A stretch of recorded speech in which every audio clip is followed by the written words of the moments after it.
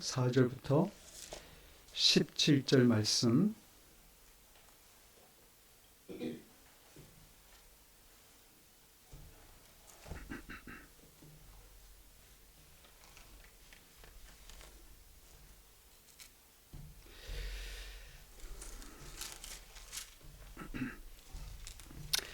네, 오늘은 조금 순서를 바꿔서 먼저 본문을 우리가 쭉 읽고 또 다시 그 본문으로 돌아가는데, 오늘은 제가 그냥 한 절 한 절씩 읽으면서 말씀을 좀 생각해 볼 지점들 살펴보고 그렇게 진행하도록 하겠습니다. 2주 전인 3월 달 오늘 우리가 이 자리에서 희망을 줍는 룻이라는 제목으로 룻기 2장 1절부터 3절 말씀을 생각해 봤습니다. 그날 인생에는 두 가지 질문이 있다고 말씀을 드렸습니다. 두 가지 인생 질문이 있는데, 하나는 내 인생의 목적은 무엇인가, 나는 삶에서 무엇을 얻으려고 하는가라는 그런 접근의 질문이 있고, 또 다른 식의 질문은 삶이 내게 원하는 것은 무엇일까? 지금 나를 둘러싼 이 상황은 나에게 어떤 삶을 요구하고 있는가라는 그런 결이 다른 질문이 있다고 말씀을 드렸습니다. 여러분, 전자가 이 질문, 두 가지 질문은 데이비드 브룩스라는 그 인간의 품격이라고 하는, 제가 읽고 있는 그 책에서, 이분은 크리스찬이시고 미국에 상당히 인기 있는 베스트셀러 쪽에 속하는 그런 또 기자이기도 하고 하여튼 뭐 교수, 예일대 교수이기도 한 그런 분인데요. 꽤 깊이 고민하고 또 미국 사람들이 영향력을 주는 그런 선한 영향력을 주는 그런 크리스찬 작가로 알려진 분인데, 아무튼 그분이 제안하는 두 가지 질문인데, 저는 그 부분을 다시 생각하면서 이런 생각해 봤습니다. 전자의 질문이, 혹은 전자 속에 드러나는 인생이라는 것이 인생을 여행으로 생각하는 사람의 질문이라면, 후자의 질문은 인생을 순례로 보는 사람의 질문일 수 있겠다라는 생각했습니다. 여행자는 요구한다고 그랬습니다. 여행자는 자기가 누릴 것, 자기가 원하는 것에 집중해서 요구하고 성취하는 것이라면, 순례자는 감사하는 사람이라고 말씀드렸죠. 중세 속담이 그렇다고요. 여행자는 요구하고 순례자는 감사한다. 그래서 순례자는 누군가요? 크신 분을 향해서, 혹은 우리 안에 계신 그 중심을 향해서 가는 여정이기 때문에 그 순례의 길에는 서프라이즈가 있고 감사가 있고, 또 그 순례자는 시간이 지날수록 성숙해 간다. 그래서 전자는 성취하는 인생을 산다면, 후자의 질문을 하는 사람은 성숙해가는 삶을 산다고 하는 것이고, 그런데 사실은 성취의 목표를 둔 사람이 겉으로는 훨씬 생산적이고 뭔가를 이룬 것처럼 보입니다. 그렇죠? 내가 훌륭한 아버지였다, 그래서 자녀들이 잘 컸다라고 하는 것은 명함에 내밀 게 없습니다. 그렇죠? 내가 훌륭한 그리스도인으로서 성실하게 살았고, 내가 소시민으로서 이웃을 돕고 선한 삶을 살았다는 것이 명함에 나올 리가 없습니다. 명함에 쓸 수 있는 것은 내가 어느 좋은 대학교 나왔고, 어느 인류 직장에서 연봉이 꽤 높은 그런 데 다녔고, 하여튼 그런 것들을 우리가 명함에 쓸 수 있는 것이죠. 근데 데이비드 브룩스라는 분은 그런 이야기 합니다. 결국은 우리의 삶은 내가 명함에 새기고 싶은 것을 많이 갖고 싶은 인생을 사느냐, 아니면 내가 죽었을 때 장례식장에서, 미국에서 이제 이게 그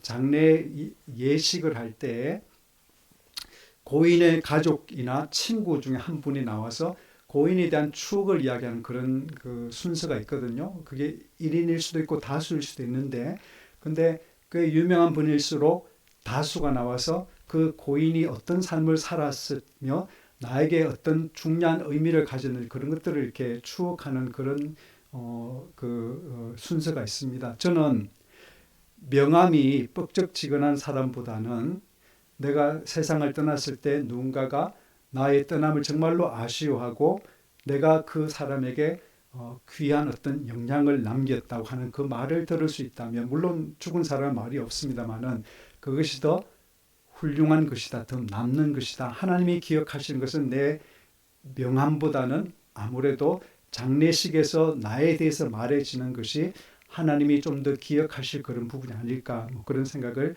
해보는데요.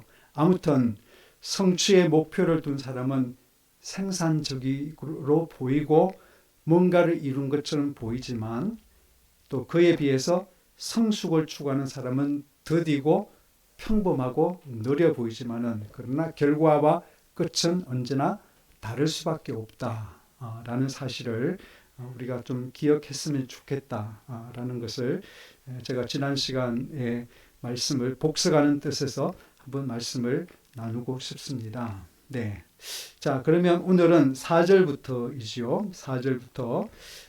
그래서 1절부터 3절까지는 루시 시어머니에게 이제 보리 추수기가 되었으니까 제가 어느 밭이든지 저한테 허락을 해주는 그 밭에 가서 이삭 줍기를 좀 하겠습니다라고 허락을 받고 시어머니가 그래 해서 보내서, 그래서 갔는데 하필이면 그 밭이 보아스라는 룻의 나오미의 친척 집이다. 뭐 그런 거기까지 3절까지 봤습니다.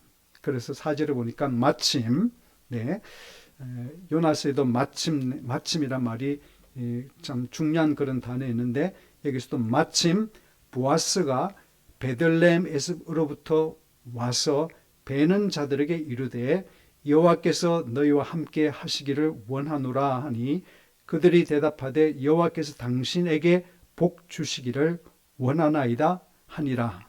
네. 자, 여기서 마침이라고 번역된 이 단어, 영어에 보니까 just then, 그렇게 돼, just then, 바로 그때. 예? 룻이 거기서 이제 일을 하고 있는 우연히 그곳에 이르러서 일을 하고 있는데 마침 그때, 그 시간에 보아스가 베들레헴에서부터 왔다. 근데 히브리어 원문에 보면 이렇게 되어 있습니다. 그런데 보라, 보아스가 베들레헴에서 온다. 이렇게 되어 있습니다. 극적이죠. 그래서 이제 마침이란 말을 우리 한글 번역에서는 써서 기가 막힌 타이밍을 강조하려고 그렇게 번역을 했다면, 원문은 좀 더 극적이다. 보라. 이렇게 희내 이렇게 되어 있습니다. 보라. 그래서 보아스는 주인으로서 그곳에 안 가도 되죠. 일꾼들 다 일 시켜놓고 뭐 집에서 쉴 수도 있고 얼마든지 넉넉하게 여유롭게 보낼 수 있는데, 일하는 그곳에 이제 나오는 그 보아스의 모습을 보면 그도 주인으로서 주인 노릇을 잘 하는 사람이구나, 성실한 사람이구나라고 느끼는 거죠. 그 고대 작가 가운데 플리니우스라는 분이 있는데, 그분은 뭐라고 그러는가 하면 덜의 풍성한 결실을 보장해 주는 것은 주인의 눈이다라고 했습니다. 주인의 눈이 덜의 결실을 풍성하게 해준다라고 했고요. 아리스토텔 아프리카 속담에 보면 토지를 위한 최상의 비료는 주인의 발자국이다라는 말을 했습니다. 우리 농부 우리 말에도 그런 말이 있죠. 그 뭐예요? 식물들이 주인의 발소리, 발자국 소리를 듣고 자란다면 그런 이야기도 있습니다. 그게 다 비슷한 이야기예요, 그렇죠? 비료, 가장 중요한 비료가 주인의 발자국이고, 결실을 보장해 주는 것이 주인의 눈이다. 눈이 늘 살피고 그러면 그것이 잘 결실한다, 그런 이야기인데요. 아무튼 보아스에게서 우리가 그런 모습을 보게 되는데, 근데 그게 흥미로운 인사가 나오죠. 일꾼들이 먼저 보아스에게 인사합니다. 보아스가 먼저 인사합니다. 여호와께서 너희와 함께 하시기를 원하노라 라고 하는데, 저는 그 말을 어떻게 이해하는가 하면 이게 단순히 인사일 수도 있습니다. 수고한다, 욕 본다, 우리 경상도에서 욕들 본다 그렇게 하고, 또 제주도에서만 쏘갔다는 말 쓰지 않습니다. 저희 경상도에서도 오늘 많이 쏘갔다 이렇게 이야기하면 고생 많았다 이런 뜻이에요. 네, 잘 쓰지 않는데 아무튼 제주도에만 그런 말이 있는 게 아니라 이번에 그 드라마에 나온 폭삭 쏘가수다 그 말은 수고 많이 했다 그런 말이죠. 네, 그렇듯이 뭐 그런 말을 건넬 수도 있는데 근데 저는 적어도 이 인사가 룻기라는 전체 맥락 속에서 읽으면 이런 뜻일 거라고 유추해 봅니다. 이 밭은 하나님께서 함께 하시는 밭이고 인간은 그 밭의 복된 일꾼이고 룻은 하나님의 그 밭에서 은혜를 줍고 있다. 저는 그렇게 이해를 하고 싶습니다. 그래서 보아스가 여호와께서 너희와 함께 하시기를 원한다. 그 이야기는 지금 하나님께서 너희와 지금 함께 계시다라는 것을 상기시키는 것이고 그 밭이 바로 여호와께서 함께 하시는 곳, 사람과 함께 하시는 곳뿐만 아니라 그 밭에도 함께 하시는 하나님. 그래서 그 밭의 주인은 하나님이시고 그곳에서 룻이 또 한 인간으로서 은혜를 줍고 있다. 뭐 그런 뜻으로 저는 이해를 하고 있습니다. 그때 일꾼들은 여호와께서 당신에게 복 주시기를 원합니다라고 인사를 하지요. 그 인사가 좀 다르지 않습니까? 우리는 인사할 때 주님께서 함께 하시기 바랍니다. 그러면 주의 종과 함께 하십니다. 라고 똑같은 그 결의 인사를 하는데 여기는 뭔가 좀 차별적인 인사를 해요. 여호와께서 너희와 함께 하기를 원한다고 하는 그 부분에서 인사를 받은 일꾼들이 하나님의 당신이 복 주시기를 원합니다. 이게 뭐 무슨 뜻일까요? 더 부자가 되라 그런 말일까요? 아니면 주인님 대박 나세요? 뭐 이런 뜻일까요? 우리 한국 사람들이 그런 인사를 제가 12년 전에 오니까 그런 인사들을 하더라고요. 교회를 차렸다고 그래서 우리 친척도 오고 하여튼 뭐 아는 분들이 와서 이제 뭐 입당 예배도 하고 그렇게 다녀갔는데 안 믿는 친척들이 보고서 대박 나겠다 그래서 네, 대박이 안 났습니다. 아직까지. 저는 대박 나는 거 원치 않습니다. 하나님이 복 주시는 그런 교회가 되었으면 좋겠지. 대박 나서 뭘 하겠어요. 네. 근데 일꾼들이 보아스에게 하는 그 인사 내용도 우리가 늘 하나님의 복의 수혜자라는 사실, 여호와께 당신의 복 주시기 원합니다. 그 이야기는 당신도 복을 받아서 이 삶을 살고 있다는 사실, 그리고 나아가서 우리는 그 복을 받은 사람으로서 복을 다 우리 안에 그냥 소진하고 많은 복의 소비자가 아니라 복의 통로로 살아가야 된다는 사실을 상기하는 것이라 저는 그렇게 읽고 싶습니다. 네. 자, 그 다음 절. 보아스가 베는 자들을 거느린 사환에게 이르되 이는 누구의 소녀냐 하니 라고 그렇게 되어 있습니다. 영어에 보니까 belong to라고 그렇게 되어 있어서 좀 더 누구의 소녀냐라는 어떤 소유격이 누구에게 속한 소녀냐, 그래서 이삭을 줍는 것으로 봐서는 나한테 우리 집안에 속한 사람 아닌데 이 사람이 어디서 왔느냐, 누구에게 속했느냐, 어느 집의 출신이냐, 뭐 그런 이야기겠죠. 저는 단지 보아스가 어떤 호기심 때문에 누군지를 알고 싶은 그 단순한 호기심 때문이라고 보기보다는 출애굽기 20장에 보면 하나님께서 그 10계명을 주시면서 쭉 말씀하십니다. 안식일 주신 그 계명에서 이런 말씀하세요. 내 문 안에 머무는 객이라도 아무 일도 하지 말라는 말씀을 하십니다. 그 말은 객에게 주시는 말씀이 아니에요.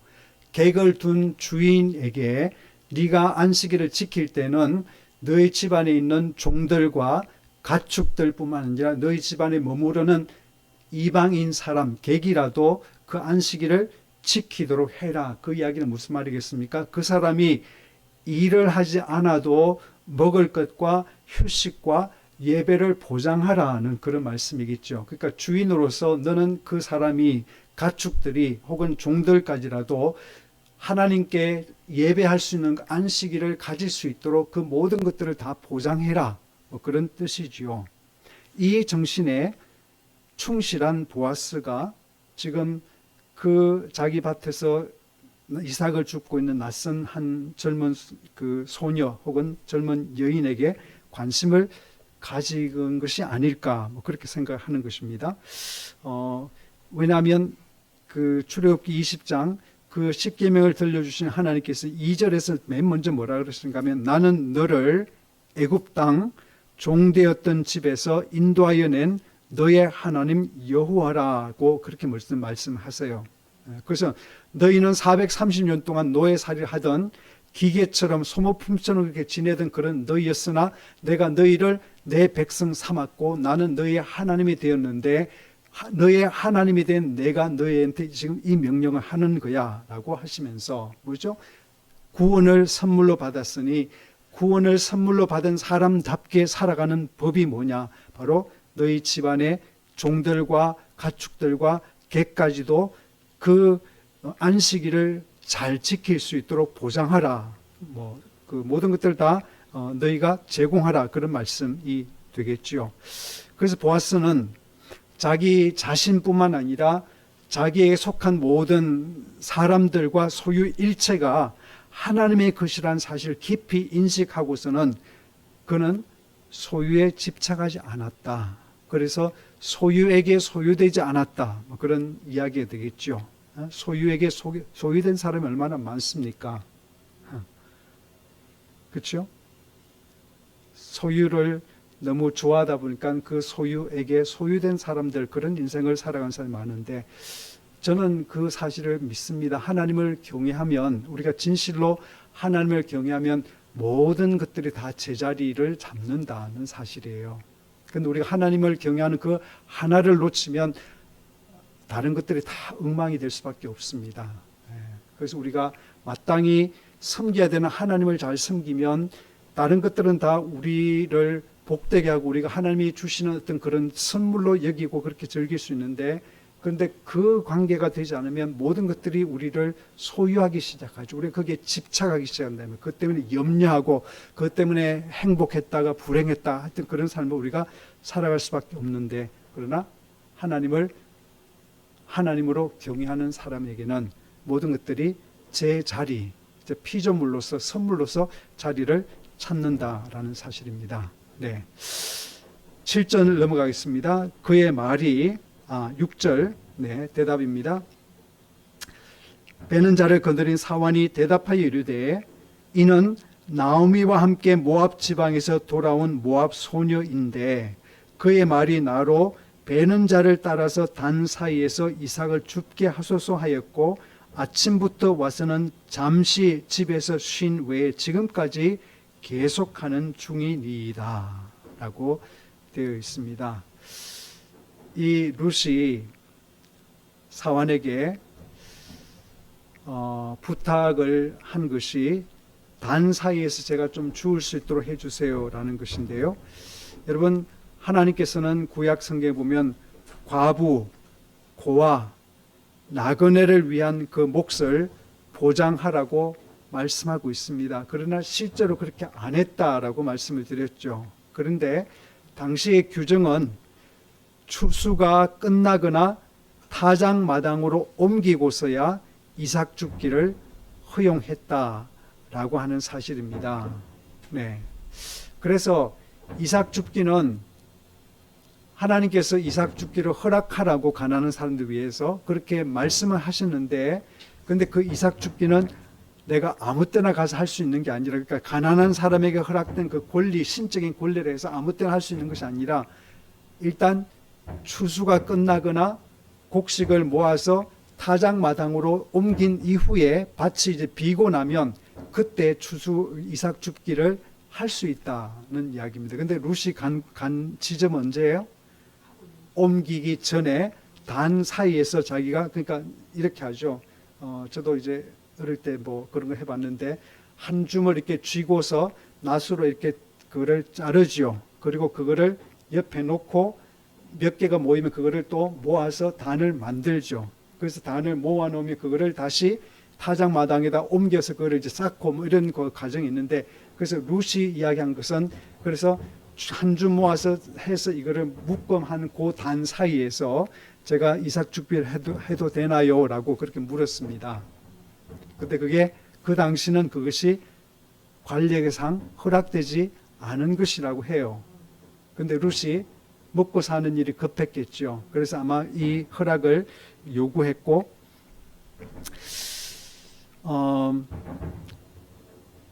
이 사환이 욕심이 많은 사환이었다면 어떻게 했을까요? 엄하게 나왔겠죠. 그리고 룻은 이방 여인입니다. 아마 말도 어눌했을 거예요. 여러분 한번 생각해 보세요. 외국 사람 필리핀이나 뭐 베트남이나 캄보디아 같은 데서 국제 결혼하는 분이 아무리 남편이 한국 사람이라고 혹은 한글을 깨우친 사람이라 하더라도, 심지어 우리는 연변 같은 중국에서 온 한국 사람 조선족일지라도 금방 그 사람의 말을 들으면 이분이 우리나라 사람 아닌 거 알죠. 사환도 그랬을 거 아닙니까? 그렇죠? 모압 지방에 온 사람이니까 알았을 텐데도 저는 이 사환이 주인을 닮은 사환이다, 그런 생각했습니다.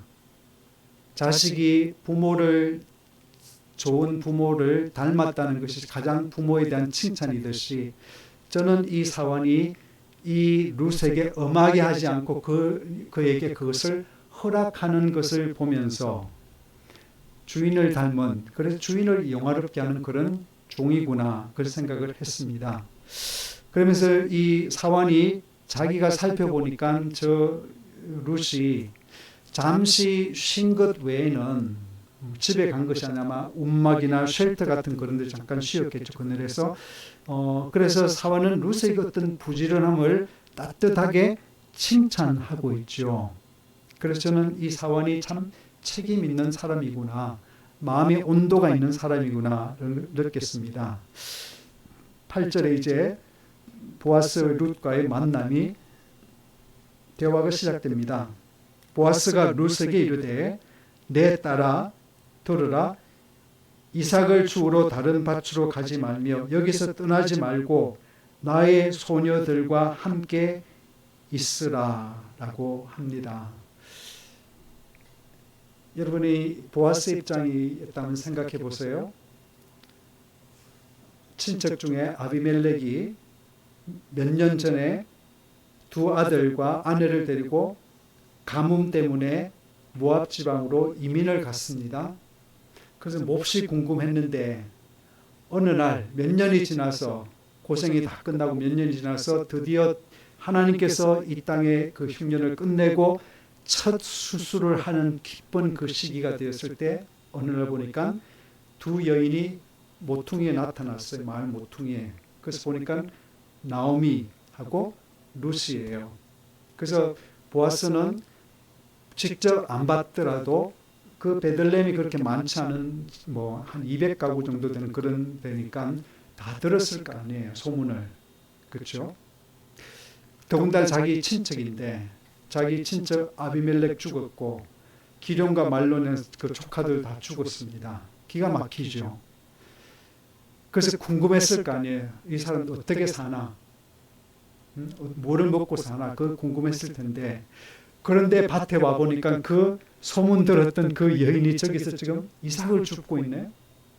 저 여자 누구 여자나 하니까 종이 사환이 그러는 거예요. 룻입니다.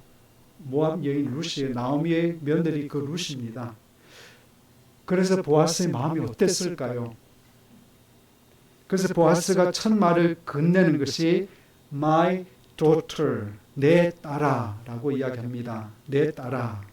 자, 여기서 뭐가 들어있어요, 여러분? 내 딸아라는 말 속에 어떤 마음이 들어있습니까? 네? 사랑하는 마음. 네, 여기는 틀릴 수가 없어요. 긍정적인 이게 연민이 들어있고요. 연민을 느끼면서도 저는 이 보아스의 이 첫 마디, 이 8절에 나오는 첫 마디 속에서 최대한 보아스가 룻으로 하여금 어떤 위협이나 수치감이나 굴욕감 같은 것을 느끼지 않도록 배려하는 그 마음이 들어있다고 저는 생각했습니다. 호칭 자체 그래요. 내 딸아. 그 당시는 그래서 젊은 사람을 젊은 남자를 칭할 때 내 아들아라고 이렇게 비슷하게 친하다는 말, 내가 너한테 관심이 있다는 말, 내가 너를 진심으로 아낀다는 말 할 때는 내 아들아, 내 딸아 이렇게 했거든요. 자, 그런데 그 뒤에서 뭐라는 것은 여기서 나의 소녀들과 함께 있으라라고 이야기합니다. 히브리어 표현은 훨씬 더 강한 명령형이에요. 근데 지속적으로 보아스는 룻이 자기 밭에 머물라고 초대를 하면서 그 말은 무슨 말이겠어요? 속으로는 지금 이 보아스가 무슨 생각하고 있는 거예요? 속으로? 여러분 너무 앞서가지 마세요.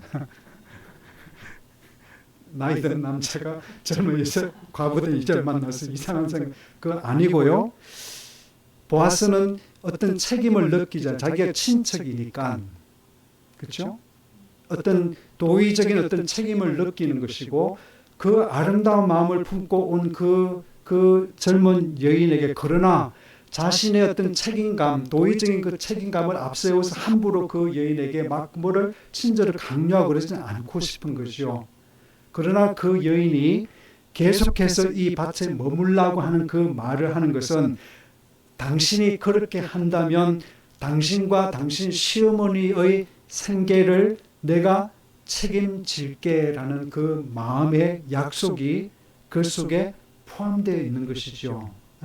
내가 두 사람의 삶에 어려움이 없도록 하고 싶다는 어떤 그 호의와 어떤 그런 관심과 책임 같은 것이 그 안에 실려 있습니다.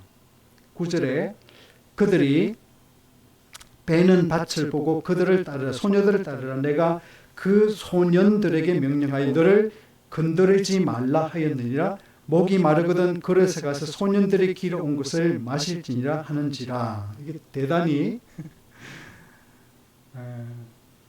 많은 말이 들어갔습니다. 소년들에게 너를 건드리지 말라고 말했다. 그 이야기는 뭐죠? 시모를 따라온 착한 이방 젊은 과부에게 쏠리는 젊은 청년들, 젊은 소년들의 어떤 관심이 얼마나 뜨거웠겠습니까? 그렇죠? 과부예요, 젊어요, 효성이 지극해요. 그러니까 뭐 굉장히 지금 뜨거운 핫 포테이토 같은 그런 관심을 받는 그런 쓸데없는 그 관심 혹은 그 여인이 이방에서 온 어떤 그런 뭐랄까 힘없는 과부이기 때문에 그에게 함부로 하지 말라, 겁주지 말라, 그렇죠? 외압을 주지 말라, 그렇게 그걸 다 차단하는 것이죠. 그래서 어떤 그 주석가는 그렇게 이야기했습니다. 이것은 최초의 직장 내 성희롱 방지책이었다. 그렇죠. 네, 보아스 같은 사람이 일찍 나라의 대통령이 되거나 이반자가 되었으면 얼마나 좋았을까요? 그렇죠. 네. 보아스는 하나님의 마음을 갖고 있는 사람이고요. 하나님의 마음을 품은 사람이었습니다. 그래서 약자라고 함부로 대하지 않고, 그렇죠? 그 사람을 또 보호한다는 그런 명목 아래서 너무 뭐랄까 갑질하지 않고 어떤 그런 거 하지 않습니다. 네.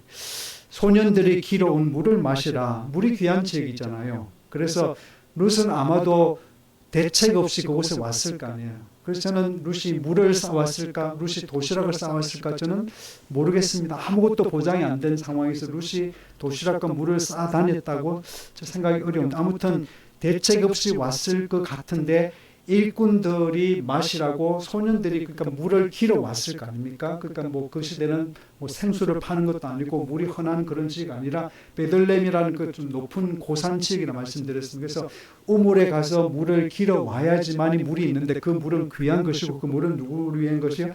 일하는 사람들을 위해서 지금 준비된 것이죠. 그런데 보아스는 그 준비된 일꾼들에게 주기 위해서 마련된 그 물을 너도 마시라고 그렇게 배려하고 있습니다. 그러니까 룻이 감동을 받았어요. 룻이 엎드려 얼굴을 땅에 대고 절하며 이것은 예배의 행위입니다.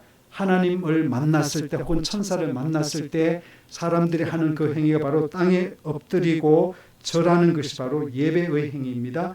그에게 이르되 나는 이방 여인 이건을 당신이 어찌하여 내게 은혜를 베푸시며 나를 돌보시나이까 라고 이야기를 하고 있습니다. 여기서 이방인이라는 것이 히브리 원어에서 노크리라는 명사인데요. 노크리. 근데 이방이라는 그 히브리 노크리라는 그 단어는 아무도 주시하지 않는 사람,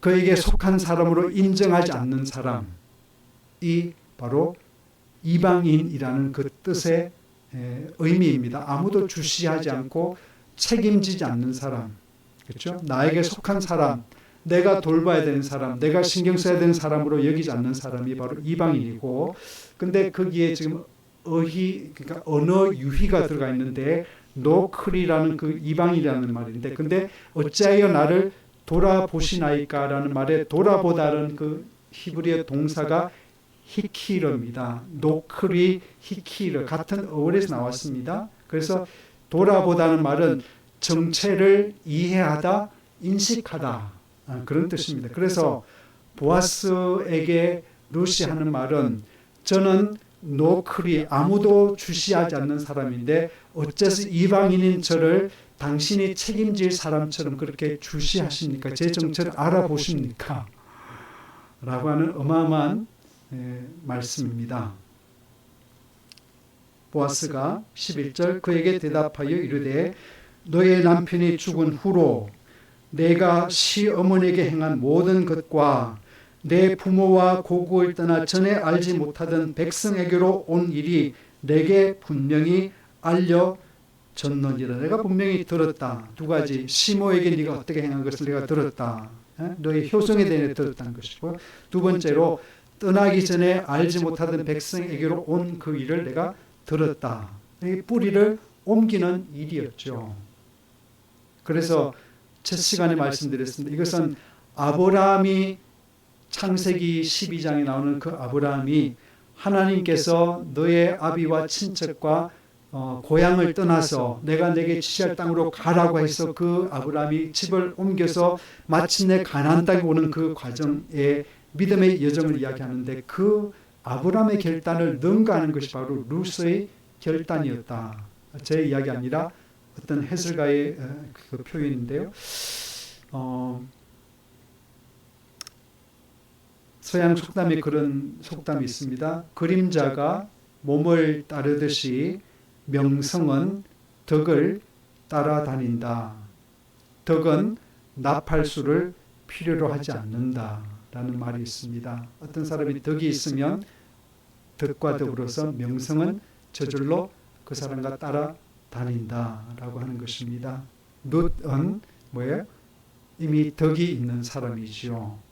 아무것도 가지지 않는 사람이지만은 그러나 룻은 이미 베들레헴 동네 사람들에게 스캔들을 일으킬 만큼 주목할 수밖에 없을 만큼 충격을 줄 만큼 덕이 있는 사람, 그래서 이 덕이 있는 여인 룻에 대해서 명성이 이미 일어났다, 생겼다, 그런 이야기입니다. 그 룻에게 보아스가 12절에 이렇게 말합니다. 여호와께서 내가 행한 일에 보답하시기를 원하며 이스라엘의 하나님 여호와께서 그의 날개 아래 보호를 받으러 온 너에게 온전한 상 주시기를 원하노라 하는지라.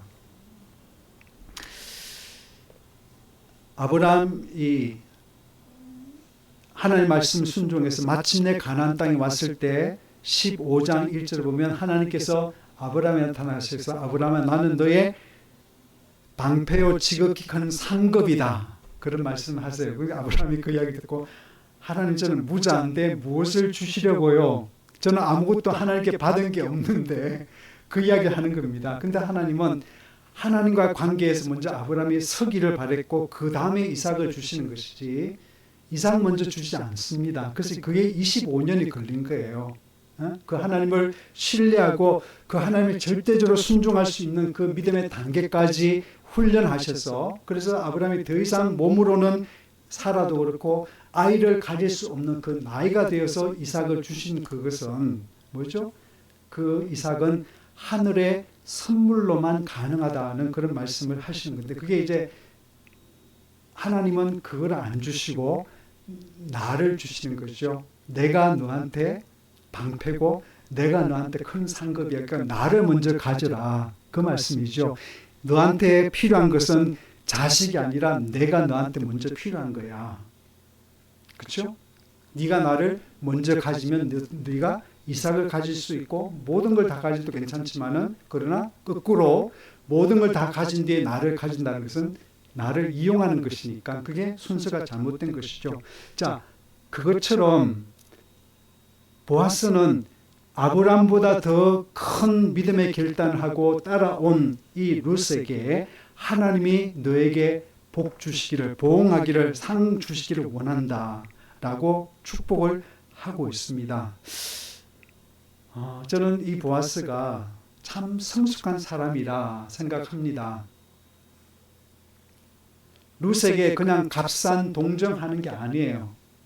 그냥 듣기 좋은 말로 너 참 훌륭하다 그런 말을 하지 않습니다. 그러니까 보아스는 진지하게 내가 너한테 잘해주는 것 같지만, 그러나 내가 너한테 하는 것은 사실 네가 너무나 훌륭한 사람이기 때문에 나는 작은 서비스하는 것에 불과해, 뭐 그런 뜻으로 하는 것 같아요. 너는 하나님 앞에 큰 상급을 받을 만한 그런 믿음의 행동을 한 사람인데, 그래서 나는 네가 조금 필요한 것을 예의를 갖춰 할 뿐이야, 이런 마음을 지금 품고 하는 것이죠.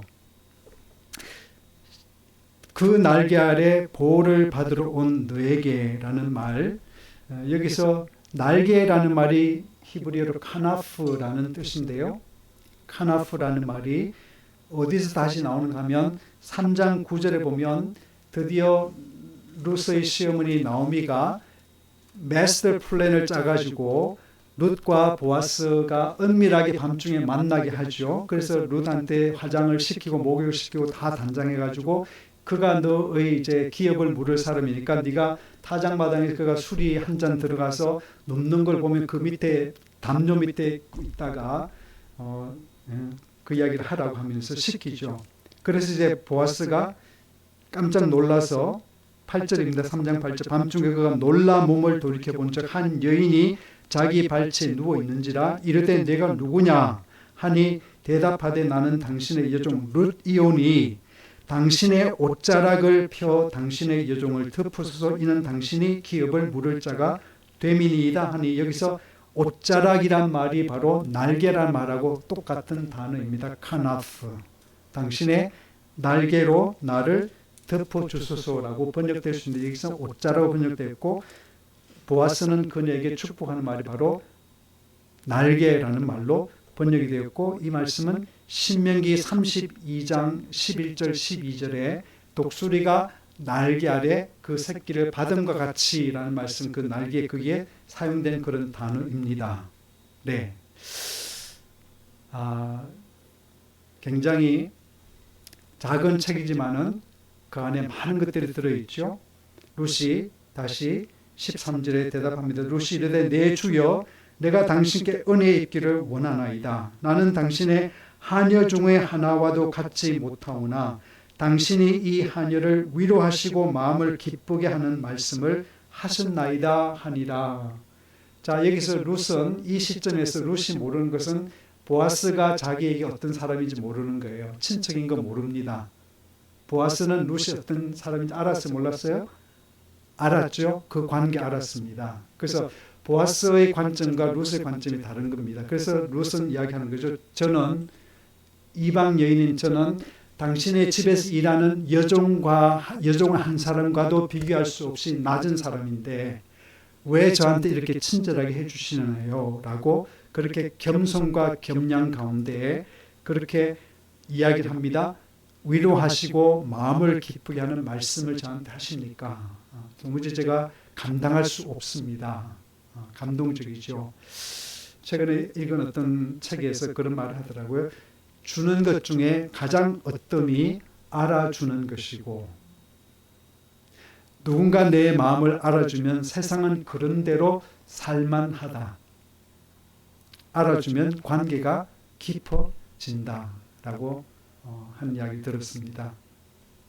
주는 것이 복되지만 제일 어떠민 주는 것은 알아주는 것이고, 누군가가 내 마음을 알아주면 세상에 자살할 사람 없습니다. 그렇죠? 지금도 우리나라에서 몇 사람이 하루에 몇 사람씩 자살하는데, 그게 고등학생일 수도 있고 중학생일 수도 있고 젊은 직장인일 수도 있고, 그렇죠? 자식을 가진 어떤 엄마일 수도 있고, 그런데 그 한 사람 한 사람의 죽음이 멈춰지려면 그 죽을 수밖에 없는 그 사정을 알아주는 누군가가 있으면 그 죽음이 안 일어나는데, 그렇죠? 14절, 식사할 때에 보아스가 룻에게 이르되 이리로 와서 떡을 먹으며 내 떡 조각을 초에 찍으라 하므로 룻이 곡식 베는 자 곁에 앉으니 그가 보아스가 볶은 곡식을 주매 룻이 배불리 먹고 남았더라.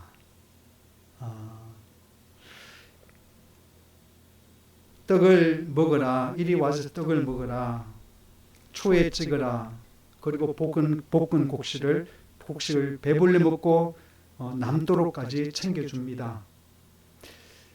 여러분, 초에 찍으라는 그 말은 오병이어에도 보면 오병이 있고 이어가 있죠. 그러니까 떡 5개하고 물고기 2마리라는 말인데 아예 도시락이었습니다. 그러니까 빵이라는 게 그 당시는 별로 무슨 조미료나 어떤 간이 들어간 게 아니, 맛이 별로 없는 거예요. 밀가루를 그냥 그렇게 부풀려가 이렇게 한 거니까. 근데 그거를 먹으면 입이 마를 수밖에 없는데, 짭조름한 그 조림 말린 그 물고기, 소금에 그 간한 그 물고기를 뜯어 먹으면 그게 이제 침이 생기죠. 그것이 반찬인 것처럼, 피클 같은 그런 역할을 하는 것처럼 떡을 먹을 때에도 초에, 그러니까 그 식초 같은 포도에서 만드는 초 같은 데 찍으면 우리 침샘을 자극하지 않습니까? 그래서 먹을 수 있다 이 말이에요. 저는 여기서 보아스가 룻을 식구로 보고 있구나라는 생각을 합니다. 여러분, 가족이란 말의 그 집 가짜는 그 집 밑에 돼지 그 형상에 들어가서, 원래는 근데 그게 사당에서 나온 말이래요. 제사는 사당. 이제는 그 말이 거기서 나왔대요. 그러니까 가족이란 말은 제사 공동체라는 말이고요. 우리 순수한 역사에서. 근데 식구는 입구자를 쓰잖아요. 먹을 식자 입구자를 쓰잖아요. 그렇죠? 그래서 같은 음식을 먹는 사람, 같은 상에서 먹는 사람은 다 식구가 되는 것이죠. 그래서 돼지도 식구고, 저희 집에 길렀던 소도, 염소도 식구고, 개도 식구고, 저희 집에 있었던 일꾼들도 식구고, 저희 자식들도 식구고 다 그런 건데, 이 지금 보아스가 그녀를 식사 자리에 가까이 초대해서 초 찍으라 그러고 물도 마시라 그러고 볶은 곡식은 다 같이 먹는 거잖아요. 그래서 말랑말랑을 그걸 볶아가지고 먹었는데, 여러분, 우리 어릴 때 배고플 때 먹을 게 없을 때는 학교 갔다 오다가 밀살이 그런 거 했습니다. 그래서 남의 집에 가서 몰래 밀 뽑아가지고 밀이 좀 익을 때 추수 직전에, 그래서 이렇게 건불 같은 걸 만들고 거기다 구우면 그게 익어요. 그러면 이렇게 비비면 손이 더러워지지만 맛있습니다. 그 당시 간식이 최고였어요. 네. 그것처럼 그 볶은 곡식을 줬다 이 말인데요. 그래서 보아스가 지금 룻을 식구로 그렇게 초대하고 있구나.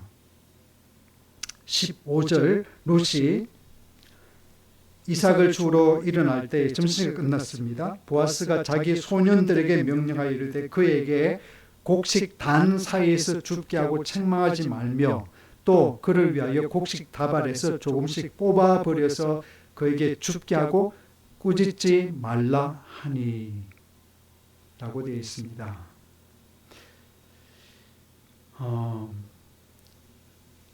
조금씩 뽑아버려서 줍게 하고 꾸짖지 말라. 곡식 단 사이라는 말은 무슨 말이겠어요? 곡식이 제일 많이 떨어지는 지점이죠. 수확이 제일 많은 곳이고 그것을 줍는 것 책망하지 말라. 그 이야기는 뭐예요? 주인들의 대개 뭐였어요? 혹은 일꾼들이 그거를 먼저 챙기고 가난한 사람들 위해서 그 이삭 줍기 분량은 그냥 혹강 가다 떨어진 것들, 그런 것들이 가난한 사람 몫이었지, 곡식 단 사이 좀 떨어지는 그거를 줍는 것은 대단히 조심스러운 일이죠. 근데 보아스는 그걸 허락을 해요. 그리고 사원들은 뭐라 그러는가 하면 일부러 좀 더 뽑아라.